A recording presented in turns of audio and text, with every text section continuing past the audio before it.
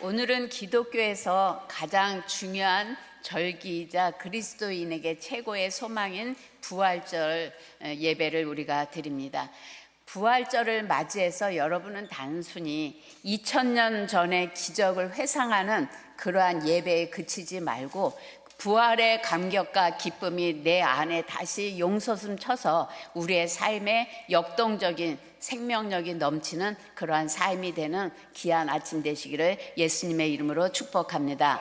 우리 마가복음 16장 1절에서 4절의 말씀입니다.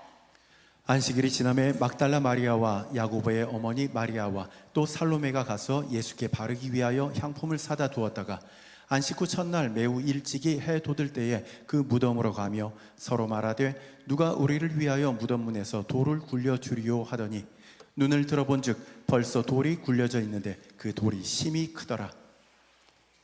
여인들은 안식일에는 움직일 수 없기 때문에 안식일이 지나자마자 이른 시간에 예수님의 시체의 향품을 바르기 위해서 무덤을 찾아갔습니다. 예수님의 무덤을 찾았던 여인들은 무덤을 막았던 돌이 열려져 있고 무덤 안에는 시체가 없게 됐을 때 예수님의 시체가 누웠던 그곳을 바라보면서 당황을 하게 됐습니다. 그러나 흰 옷 입은 청년처럼 보이는 천사가 앉아있는 것을 보고 무서워하고 떨었습니다. 그랬더니 마가복음 16장 6절에 청년이 이르되, 요한복음에는 이 청년을 천사로 묘사하고 있습니다. 놀라지 말라. 너희가 십자가에 못 박히신 나사렛 예수를 찾는구나. 그가 살아나셨고 여기 계시지 아니하니라. 보라, 그를 두었던 곳이니라. 빈 무덤 앞에서 여인들은 예수님께서 부활하셨다는 소식을 듣게 되었지만 여인들의 모습에서 감동과 감격과 예수님의 부활을 기대했던 그런 흔적은 보이지 않고 무서워하고 두려워 떠는 모습을 봅니다. 그리고 마가복음 16장 8절에 보면 여자들이 심히 놀라 떨면서 나와서 무덤에서 도망해서 아무에게도 아무 말도 하지 못하고 있었던 모습을 봅니다. 예수님은 이 땅에 오셔서 사역을 하실 때 당신은 십자가에 못 박혀 돌아가시고 사흘 만에 부활해야 될 것을 누누이 가르치고 말씀하셨지만 실제 예수님이 부활한 그 상황 앞에서는 많은 사람들이 그 말씀을 기억하지 않고 무서워하고 두려워하고 놀라고 믿지 아니하는 그런 모습을 보게 됩니다. 그러자 예수님은 다시 막달라 마리아를 부활하셔서 찾아오셨습니다. 그래서 막달라 마리아에게 보이셨고 마리아가 예수와 함께 하던 사람들이 슬퍼하고 울고 있는 그곳에 가서 부활한 주님을 알립니다. 마가복음 16장 10절에서 11절입니다. 마리아가 가서 예수와 함께 하던 사람들이 슬퍼하며 울고 있는 중에 이 일을 알림해 그들은 예수께서 살아나셨다는 것과 마리아에게 보이셨다는 것을 듣고도 믿지 아니하니라. 마리아가 예수님이 살아나셨다, 내가 봤다, 그렇게 말했지만 그들은 마리아의 말을 듣고도 믿지 아니하니라, 그렇게 기록합니다. 마가복음 16장 13절에 두 사람이 가서 남은 제자들에게 고하였으되 역시 믿지 아니하니라. 마가복음 16장 14절에 그 후에 11제자가 음식 먹을 때 예수께서 저에게 나타나서 저희의 믿음 없는 것과 마음이 완악한 것을 꾸짖으시니 이는 자기의 살아난 것을 본 자들의 말을 믿지 아니함이니라. 마리아도 믿지 못했고 예수님의 죽으심을 단순히 그냥 슬퍼하고 애통하는 그 무리들에게 전했지만 그들도 부활하신 주님의 관심이 없었습니다. 그들이 다시 제자들에게 이야기했지만 제자들도 여전히 예수님의 부활에 대한 감동과 감격은 없고 믿지 아니하였다고 이야기를 합니다. 그러자 예수님이 직접 부활하셔서 제자들에게 나타나셔서 믿음 없는 것과 마음이 완악한 것을 꾸짖으셨다고 그렇게 이야기합니다. 예수님의 부활은 먼저 믿음으로 받아들일 때 감격이 되고 소망이 됩니다. 아무리 수많은 학자들이 역사적으로 과학적으로 고고학적으로 예수님의 부활을 증명한다고 해도 그 사실을 믿지 않으면 예수님의 부활은 나와 상관이 없습니다. 오늘 우리는 마리아의 외침을 허탄한 이야기로 치부했던 제자들 모습과 우리들의 모습과 별반 다르지 않습니다. AI가 음악을 만들고 그림을 그리고 시를 짓고 우리의 일상의 삶 가운데 깊이 들어와서 이제 우리의 삶과 함께 하고 있습니다. 여러분, 예수님과 함께 하는 것보다 AI와 함께 하는 게 더 편하고 역동적으로 살아갈 수 있다고 한다면 좀 깊이 반성해 봐야 될 문제라고 생각합니다. 2000년 전 유대 땅에서 일어난 부활은 고대 설화처럼 보일지도 모릅니다. 문명이 이렇게 발달했는데, 과학이 이렇게 발달했는데 무슨 그런 고리타분한 믿지 못할 이야기를 그렇게 떠드느냐, 그렇게 이야기할 수도 있습니다. 도마처럼 내 눈으로 직접 보고 만지기까지는 내가 못 믿겠어. 이건 과학적으로 상식적으로 불가능해. 어떻게 그렇게 허망한 소리를 할까? 그렇게 치부할 수도 있습니다. 하지만 부활은 이해되기 때문에 믿어지는 게 아닙니다. 믿음으로 비로소 이해되는 사건이 부활의 사건입니다. 제자들이 부활을 믿게 된 것은 과학적으로 논리적으로 설득했기 때문에 근거가 명확해서 믿은 게 아닙니다. 부활하신 주님이 직접 찾아오셔서 평강이 있을지어다 인사함으로 인해서 그들에게 부활이 현실로 경험되어졌던 것을 볼 수가 있습니다. 죽음이 완전한 절망이라고 한다면 부활은 죽음을 이기고 죽음의 세력을 멸망시킨 희망의 메시지입니다. 고린도전서 15장 16절에서 22절입니다.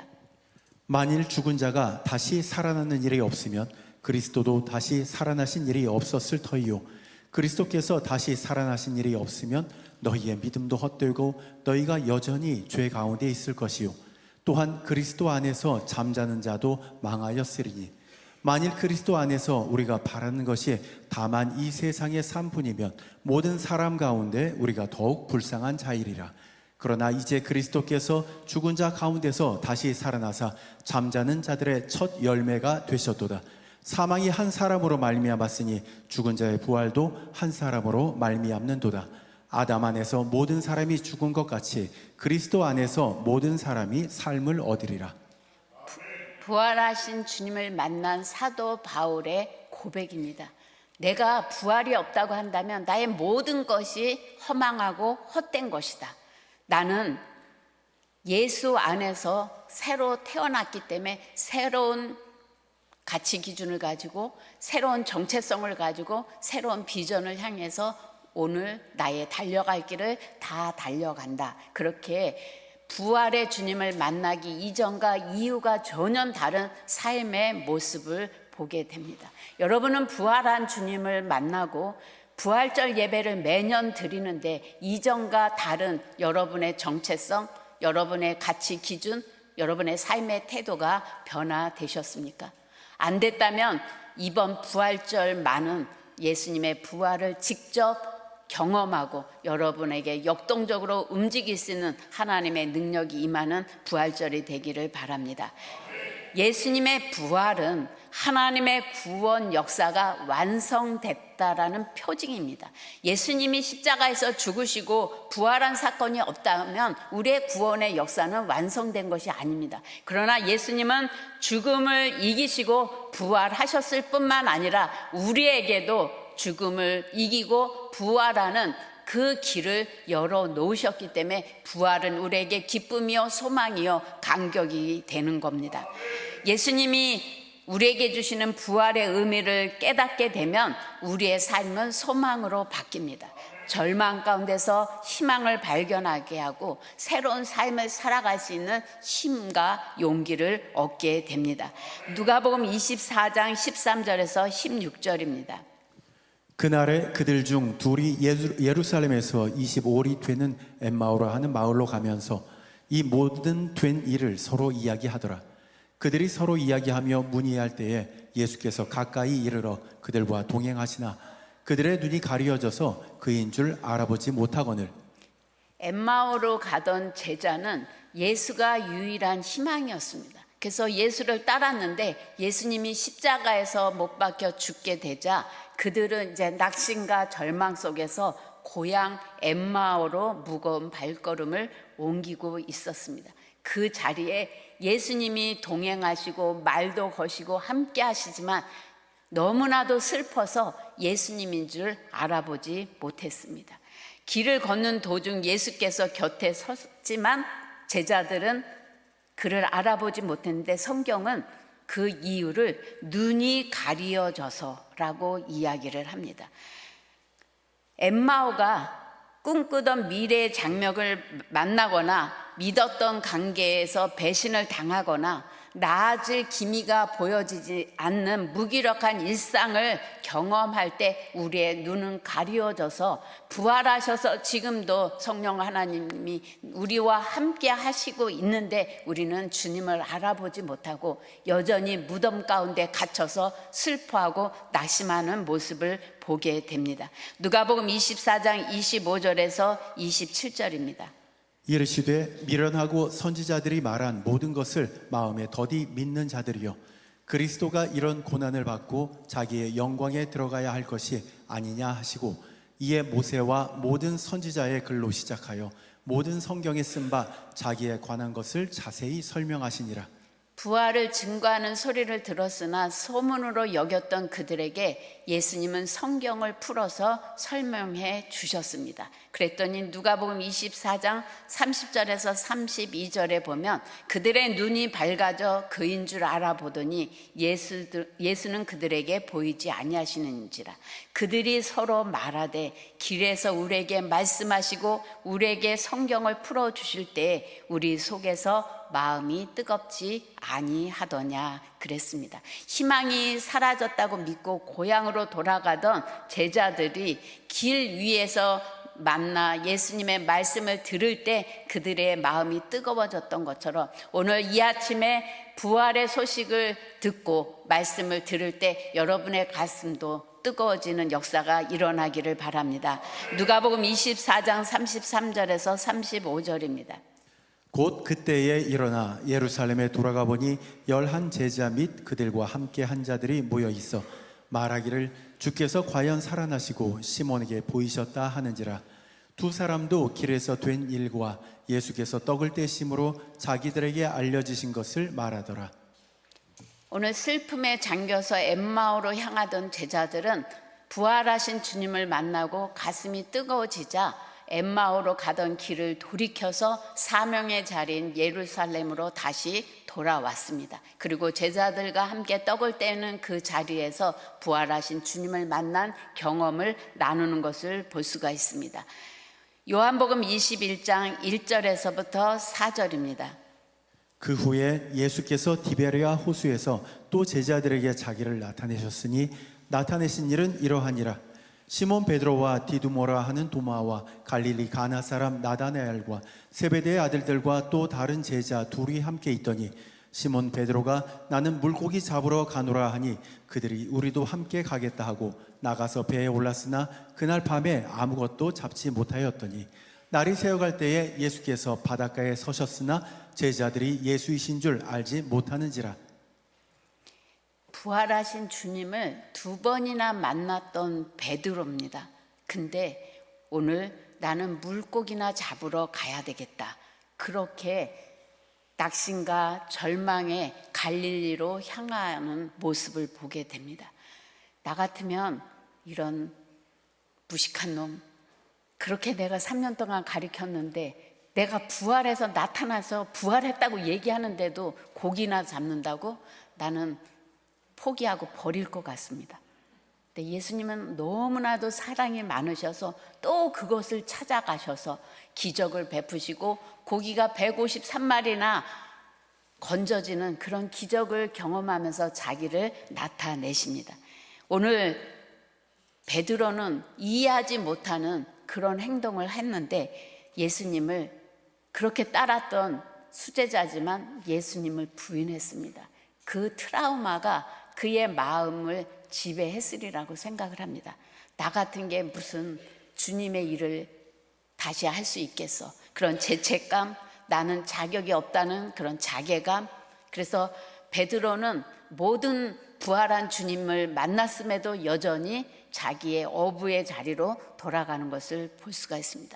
우리도 베드로와 같이 열심히 살았지만 손에 쥐어진 것이 없는 빈 배, 빈 그물 같은 그러한 허무함을 경험하고 살아갈 수도 있습니다. 내가 열심히 한번 하나님을 위해서 살아봐야 되지. 내가 열심히 전도도 하고 헌신해 봐야지. 그렇게 결단하지만 계속해서 일상의 무거운 삶의 무게에 넘어지고 반복되는 무력감에 부활한 주님을 우리가 매년 이렇게 예배 드려도 여전히 여러분의 삶은 무덤 가운데 있을 수도 있다는 생각을 하게 됩니다. 요한복음 21장 11절에서 14절입니다. 시몬 베드로가 올라가서 그물을 육지에 끌어올리니 가득히 찬 큰 물고기가 153마리라. 이같이 많으나 그물이 찢어지지 아니하였더라. 예수께서 이르시되 와서 조반을 먹으라 하시니 제자들이 주님이신 줄 아는 고로 당신이 누구냐 감히 묻는 자가 없더라. 예수께서 가셔서 떡을 가져다가 그들에게 주시고 생선도 그와 같이 하시니라. 이것은 예수께서 죽은 자 가운데서 살아나신 후에 세 번째로 제자들에게 나타나신 것이라. 예수님은 베드로를 찾아오셔서 내가 왜 그랬냐? 나를 왜 배신했느냐? 내가 부활했다고 얘기하는데 지금 이 모습이 뭐냐? 그렇게 책망하시지 않으셨습니다. 고기를 가득 잡게 하신 후에 그 고기로 숯불을 피고 고기를 구우시면서 추위와 허기에 지친 제자들을 향해서 와서 조반을 먹어라. 주님은 우리의 실수를 지적하기보다 우리의 굶주림, 우리의 공허함, 아픔을 공감해 주시는 분입니다. 베드로가 주님을 부인했던 것도 숯불 앞이었습니다. 다시 베드로를 부르시고 그를 회복하는 것도 숯불 앞입니다. 주님은 우리의 아픈 기억이 있는 바로 그 지점에서 치유를 시작하시고 새롭게 우리를 부르십니다. 요한복음 21장 15절에서 17절 예수님은 베드로에게 내가 나를 사랑하느냐 3번 물으십니다. 그것은 자신을 3번 부인했던 것을 기억해서 베드로로 속된 말로 쪽팔리게 하려고 하는 게 아니라 베드로의 그 트라우마, 과거의 상처에 머물지 않고 앞으로 나가게 하기 위한 치료의 과정을 이끌어내는 과정이라고 생각을 합니다. 예수님은 계속해서 네가 나를 3번 부인했지만 과거는 중요하지 않아. 지금 너 나 사랑하니? 네, 사랑합니다. 그러면 됐다. 내 양을 먹여라. 내 양을 쳐라. 얼마나 감동적인 장면입니까? 부활하신 예수님은 예루살렘의 높은 보좌가 아니라 실패한 어부의 삶의 현장에 직접 찾아오셨습니다.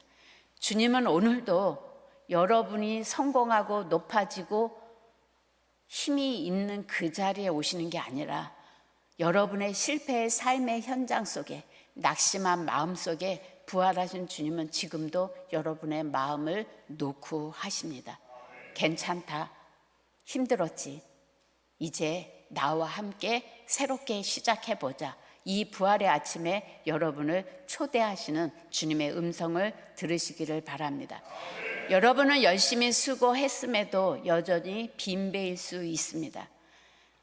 여러분이 애쓰고 수고하지 않아서 여러분의 통장이 텅텅 빈 게 아니고 실직을 당하는 게 아니고 사업이 힘든 게 아닙니다. 그것은 또 다른 주님의 부르심의 손길일 수도 있습니다. 여러분의 죄책감, 패배감, 낙심 때문에 부끄러워하지 마십시오. 우리 주님은 여러분을 위해서 숯불을 피워놓고 지금도 기다리고 계십니다. 부활하신 주님을 만난 사람들의 공통된 특징은 이전보다 더 잘 먹고 잘 사는 삶이 아닙니다. 오늘 그들의 변화된 모습은 삶의 방향이 바뀌었다는 겁니다. 솔직한 말로 내 삶의 가치가 바뀌고 내가 달려가는 삶의 방향이 달라졌다는 겁니다. 마리아는 무덤 속에서 슬퍼하고 두려워하는 삶에서 부활하신 주님을 만난 다음에는 제자들이 있는, 사람들이 있는 그곳에 가서 부활의 주님을 증거하는 사명의 방향으로 바뀌었습니다. 엠마오를 가던 제자들, 슬픔에서 투벅투벅 무거운 발걸음을 들였던 그 엠마오는 슬픔과 좌절의 자리였지만 그 제자들은 부활하신 주님을 만난 다음에 예전에 자신들을 부르시고 가르치시고 힘과 용기를 줬던 예루살렘으로 다시 돌아가서 부활을 증거하는 것을 볼 수가 있습니다. 베드로는 예수님을 부인했다는 그 죄책감과 실패한 그 무거운 발걸음으로 갈릴리에서 업으로 돌아가야겠다고 생각한 그의 삶의 방향을 돌이켜서 예수님이 내 양을 먹이라, 내 양을 치라는 사명의 자리로 옮겨진 것을 볼 수가 있습니다. 부활신앙은 내가 가장 두려워하던 자리에서 소망을 말하기 시작할 때, 희망을 말하기 시작할 때 부활의 신앙은 증명되는 겁니다. 여러분이 낙심과 절망과 힘들고 어려운 그 삶의 자리에서 세상 사람들과 동일하게 나는 끝났어, 나는 힘들어 죽겠어가 아니라 그럼에도 주님이 나와 함께 하심으로 나는 돌파할 수 있다고 고백하고 선포하는 그 사람이 부활 신앙을 가진 사람입니다. 왜? 우리는 죽음이 끝이 아님을 알기에 오늘 하루를 가장 가치 있는 아름다운 삶을 살아낼 수 있는 힘이 있는 겁니다. 올해 부활절은 박제된 기념일이 아니라 2000년 전 여인들과 제자들이 느꼈던 그 생생한 떨림과 감격과 새로운 희망의 자리로 옮겨지는 부활이 됐으면 좋겠습니다. 요한복음 21장 5절에서 6절의 말씀을 우리 한 목소리로 읽겠습니다. 어떤 사람들이 성전을 가리켜 그 아름다운 돌과 허물로 꾸민 것을 말하며 예수께서 이르시되 너희 보는 이것들이 날이 이르면 돌 하나도 돌 위에 남지 않고 다 무너뜨려지리라.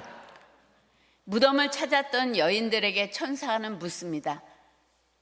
어찌하여 살아있는 자를 죽은 자 가운데서 찾느냐? 주님은 여기 계시지 않고 살아나셨느니라. 여러분 여전히 죽음에서 슬퍼하면서 예수님을 찾고 계십니까?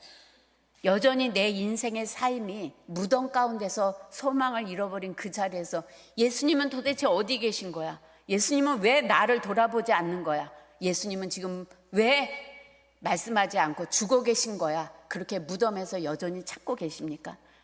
주님은 부활하셔서 내가 세상 끝날까지 항상 너희와 함께 하시겠다고 약속하셨습니다. 그리고 내가 떠나가는 것이 너희에게 유익이라. 이제 내가 성령을 보낼 테니 성령의 힘을 빌어 너의 무덤과 같은 삶에 놀라운 희망과 소망을 선포하며 나가라고 우리를 기다리시고 격려하고 계십니다. 이제 여러분의 무덤은 비어 있습니다. 여러분의 삶의 무거운 무덤과 같은 일상의 삶 가운데 예수님은 죽어 계신 분이 아니라 지금 살아서 여러분을 돕고 여러분과 함께 하기를 기다리고 계십니다. 부활은 다시 우리를 살리시고 일어서게 하는 능력이 있습니다. 내가 나를 사랑하느냐? 주님의 물음에 내가 주님을 사랑하는 줄 주님께서 아시나이다 고백하고 다시 일어나 사명의 길로 걸어간 것처럼 실패와 무력감의 무덤을 깨고 나와서 살아계신 주님과 함께 내가 부활의 주님을 경험했더니 살아계신 하나님이 나와 함께 하니 내 인생은 비록 고달프고 힘들지라도 나는 기뻐, 나는 소망이 넘쳐. 당신도 한번 나와 함께 부활의 주님을 만나보지 않을래? 그렇게 초청하고 전할 수 있는 삶이 이루어질 때 여러분 부활 신앙을 가진 자입니다.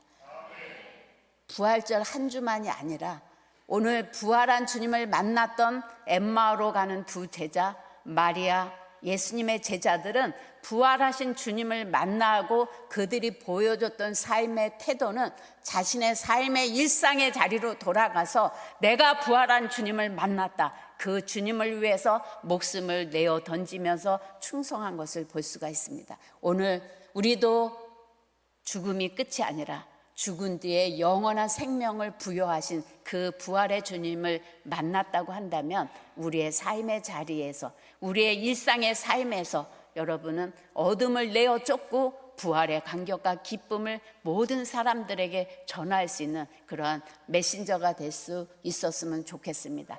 부디 이 부활절을 맞이해서 여러분의 삶의 모든 어둠이 떠나가고 여러분을 무력화시키는 모든 일상의 삶에 놀라운 돌파가 있기를 예수님의 이름으로 축복합니다. 우리 이 시간 다 같이 통성으로 기도하실 때 성령 하나님 나와 함께하여 주셔서 이제 더 이상 우리가 무덤에 갇혀있는 인생이 아니라 하나님의 생명으로 거듭나게 하시고 하나님의 부활의 능력을 가지고 우리의 환경을 바꾸고 우리의 삶을 바꿀 수 있는 능력 있는 삶을 살아갈 수 있도록 나와 함께하여 주시옵소서. 우리 이 시간 다 같이 통성으로 기도하겠습니다. 하나님 아버지, 참으로